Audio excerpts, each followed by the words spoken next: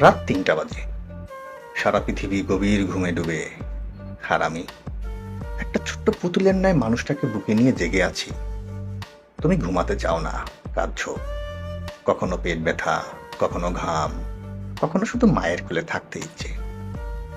আমি ক্লান্ত, চোখ জ্বলে যাচ্ছে, শরীরটা ব্যথায় ভরা। রাতে ঠিক মতো ঘুম হয়নি কদিন, মনে নেই। তবুও তোমার মুখখানা দেখি, সে কি প্রশান্তি। তোমার নিঃশ্বাসে আমার জীবনের অর্থ জড়িয়ে আছে।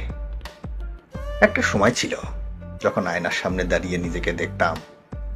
এখন খুব একটা আয়না দেখি না, দেখি তোমার মুখ, যেখানে আমার পৃথিবী, আমার সৌন্দর্য, আমার পরিচয়। তুমি কাঁদলে আমার বুক ভেঙে যায়, তোমার হাসি দেখলে চোখে জল আসে। তুমি হাত বাড়িয়ে ধরলে মনে হয় জীবন ব্যর্থ হয়নি।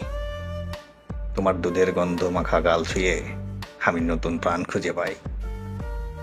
বাইরের মানুষ বলে, কি বা করছো সারাদিন? তারা বোঝে না, এই ছোট্ট মানুষটাকে গড়ে তুলতে গিয়ে আমি প্রতিদিন ভাঙছি, গড়ছি, শিখছি নতুন এক মায়ের পরিচয়। তুমি একদিন বড় হবে, হাঁটবে, কথা বলবে, স্কুলে যাবে, স্বপ্ন দেখবে। তুমি হয়তো এই রাতগুলোর মনে রাখবে না, কিন্তু আমি জীবনের শেষ দিন পর্যন্ত মনে রাখবো।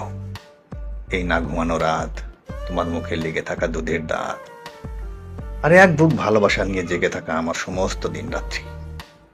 কারণ মা হওয়া মানে শুধু জন্ম দেওয়া নয়, মা হওয়া মানে প্রতিদিন নিজেকে বিসর্জন দিয়ে তোমাকে ভালোবাসা শেখানো।